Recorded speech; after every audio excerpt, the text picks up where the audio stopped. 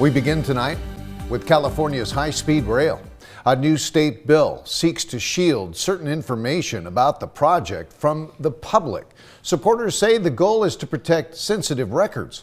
Critics argue it puts the brakes on transparency. 17's Capitol correspondent Eitan Wallace takes a closer look. California's high-speed rail project.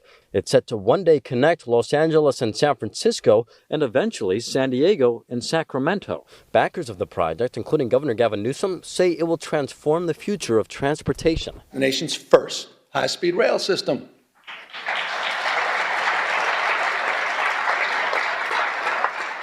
You want to do well in the future, you got to invest in the future. On the other hand, opponents, including President Donald Trump, say the project is too costly.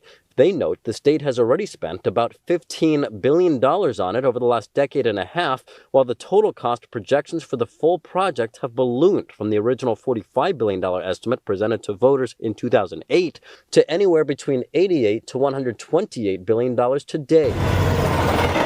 The first phase, running from Kern County to Merced, is scheduled for completion by 2033, but there's still no timeline for finishing the full statewide route. Billions of dollars for this stupid project that should have never been built. Meanwhile, a new state bill would limit public access to certain information about the project.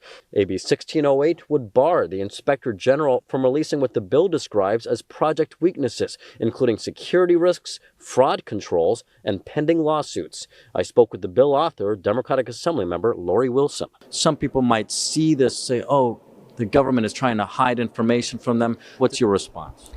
My response is that we are not trying to hide anything. We want maximum transparency and maximum accountability to this project. Wilson stresses the bill is intended solely to keep sensitive information and records out of the hands of bad faith actors. She adds other state agencies already adhere to similar restrictions. Security, fraud detection controls, pending litigation are not things that add to the public value because they can be exploited. We don't want people to exploit the system. Wilson says moving forward, she'll make changes to the bill to clarify its intent. But Republican State Senator Tony Strickland says as long as high-speed rail continues to use taxpayer dollars, any information on the project should not be withheld from the public. It's our money. California doesn't have a revenue problem. It has a wasteful spending problem, and it has an accountability and transparency problem. And this bill lacks transparency and accountability. In fact, it takes it the other direction. And the bill still has a ways to go in the legislative process. It's expected to come up for its first committee hearing